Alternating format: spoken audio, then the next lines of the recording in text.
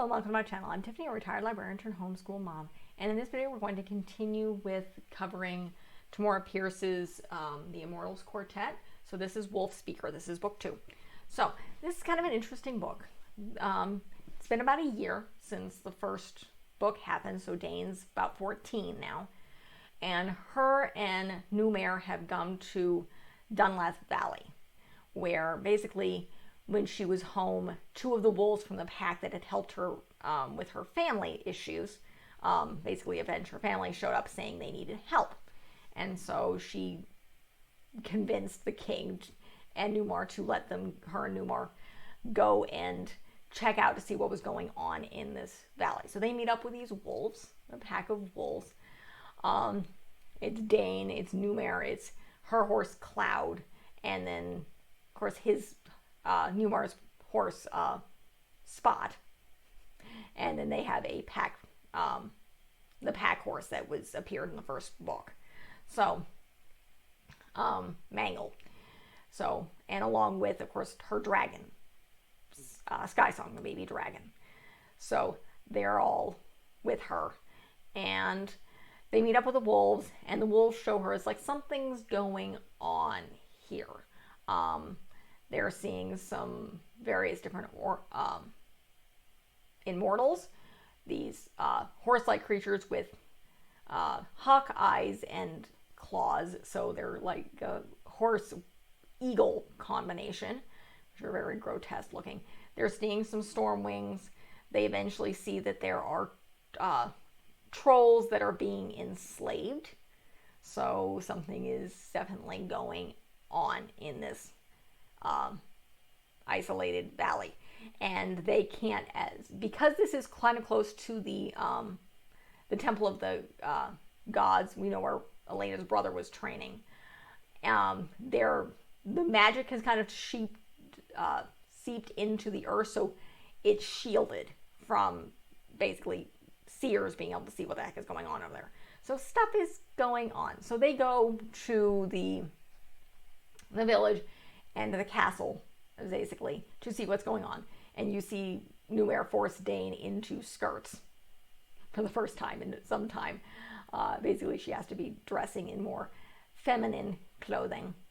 So they go there, and they meet the lady of the castle, her husband, her younger sister, and then a few Carthaki mages are showing up. So they obviously know he knows Numair, and Diane's kind of shuffled over to sit with the younger sister, Mora. And obviously something is up. She talks to some of the animals, and Mora is very lonely. She's about 10 years old, 10 years old. Her father's dead. Her sister's obnoxious. And so it's very obvious that something is up. And she presents the case of the wolves. And of course, these humans think she's an idiot and that she's crazy.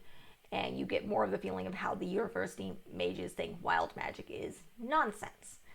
So they go home. They go back to the inn where they're staying. And Diane goes to sleep because her dragon was not with her.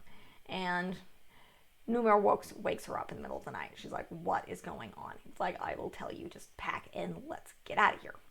So she goes, they get the horses ready, they leave. Once they're far enough away, she's like, what is going on? He's like, yeah, all of these 4 were university mages. They're basically red level, which is directly below him. Battle mages. Something is big going on in Dunlath. And I've got to get out of here and alert the king, because the guy who's with her is with the head of the castle, whose name I can't remember. He's bad news. And Dane realizes, I can't go with you. I have to help the wolves, because that's what I promised to be. It's like, take Mangle. He doesn't want to be around the wolves. Go with Spot. Get the heck out of here. And this is where Numair does something else. He leaves in order to keep from being discovered that they left, because as far as these other mages are concerned, he basically drunk enough of a sleeping potion to knock him out. He didn't end up on the floor. He learned sleight of hand. So many years before, when he was on the run from the Emperor Mage, which we get into in the next book. So he sends these semiculums, I believe is how he pronounces them. Basically, they're images of himself. There's enough that they would be convinced that he's like running in 4 different directions. So, and they assume that they had the old image of him of how he was kind of a clumsy academic. He didn't know anything practical. This is what he tells Dane. It's like, most of what I learned, most of the magic that I know that's practical now, I learned from Elena and the king. So he learned it from Elena and Jonathan, and from people in Tortall. So they assume he's still kind of a sheltered academic, which he's not. So he goes with Mangle and Spot, and he goes to get out from underneath. Basically, they have a spell over the valley which detects magic. So he goes off. She goes with the wolves. A couple different things happen.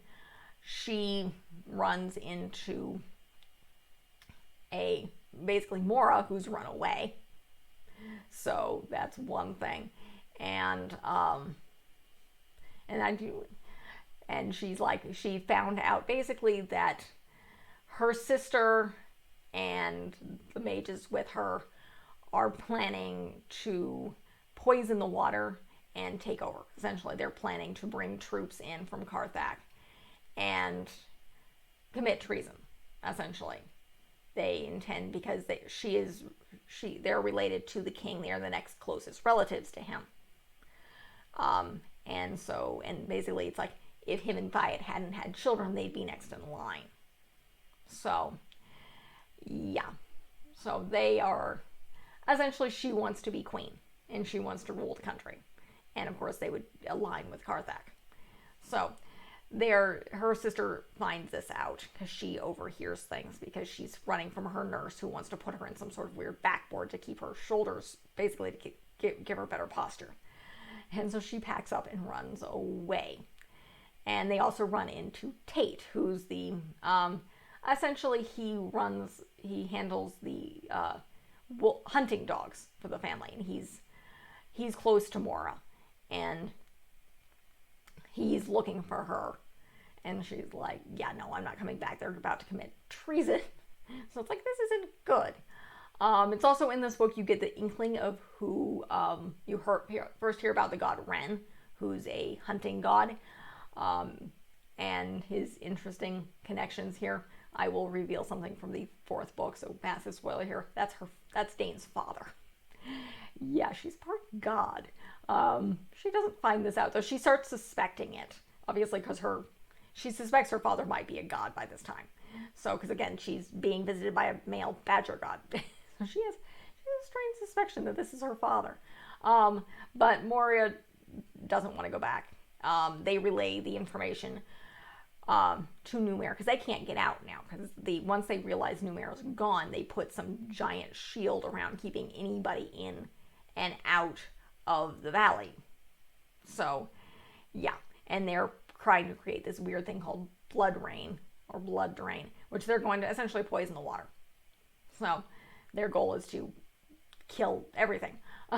And there's mining opals, black opals, and they're sending them off to Carthage, because there was an earthquake earlier in the year, and it revealed more opal dust. And so they've been using the trolls to mine these opals.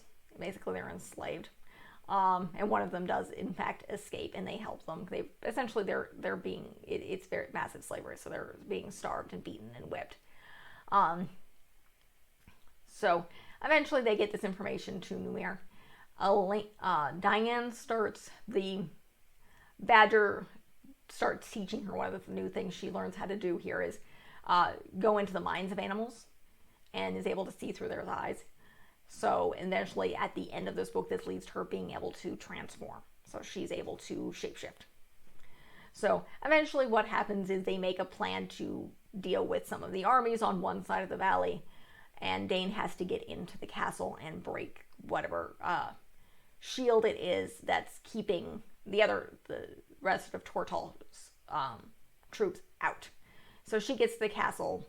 She eventually breaks these black opals that are surrounding the image of the valley.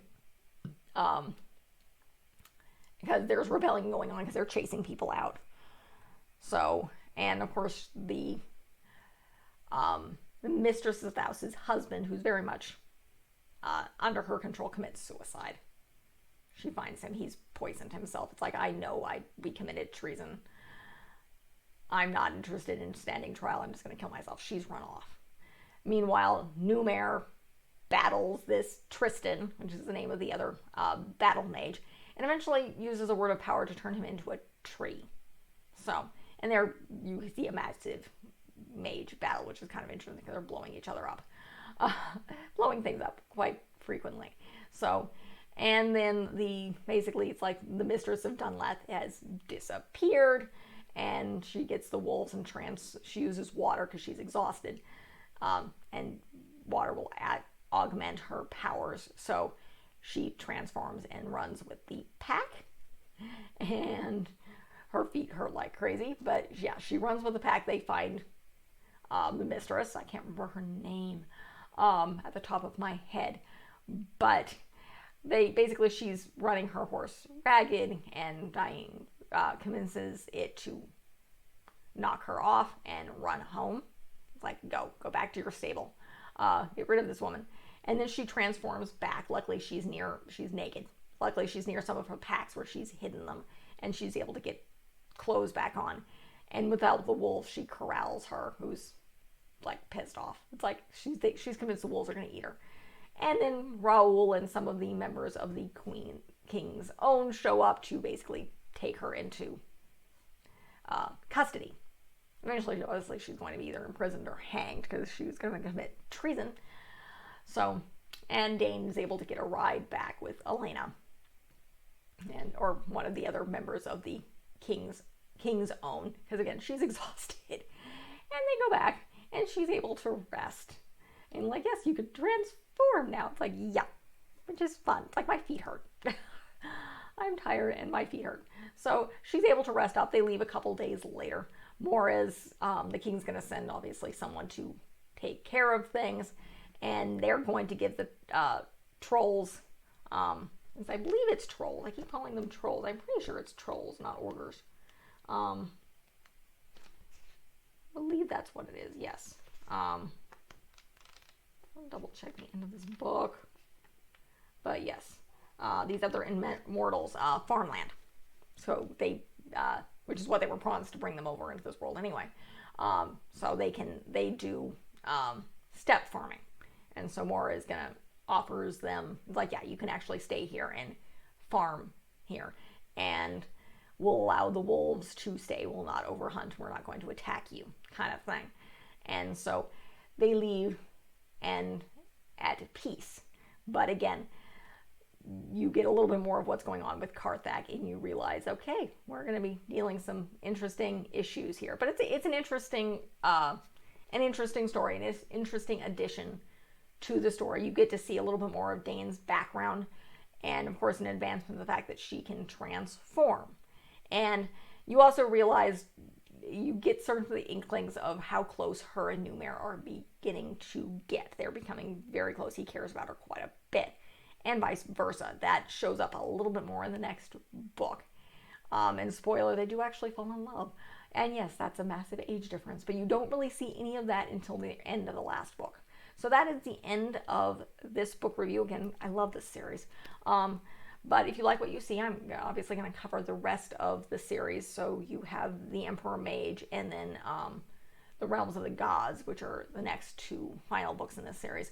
I've already covered the Immortals Quartet this year, and then I've covered the Circle of Magic, the Circle Opens, and then the Will of the Empress, all of Tamora Pierce books. So those are all, if you're looking for more reviews on her stuff, that's what I've got available.